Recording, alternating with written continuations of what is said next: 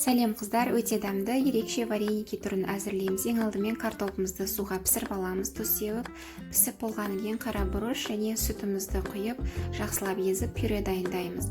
Қамырын кәдімгі мантыға илеген тәріздес қамыр илеп аласыз. Жұмыртқа және сұйық май қосып илесеңіз, қамыр жұмсақ жақсы болады. Және осындай дөңгелек шеңбер кесіп алдық.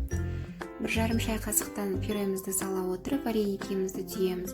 Немесе 4 бұрышты қылып түйсеңіз де болады. Мен мантоваркаға пісіремін 30 минут.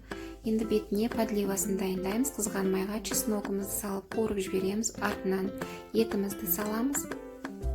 Ет қуырыла бастағанда пиязымызды қосамыз және ұсақтап туралған сәбіз қосып, тұз сеуіп, паприкамызды сеуіп, ет пен сәбіз піскенше жақсылап қуырамыз.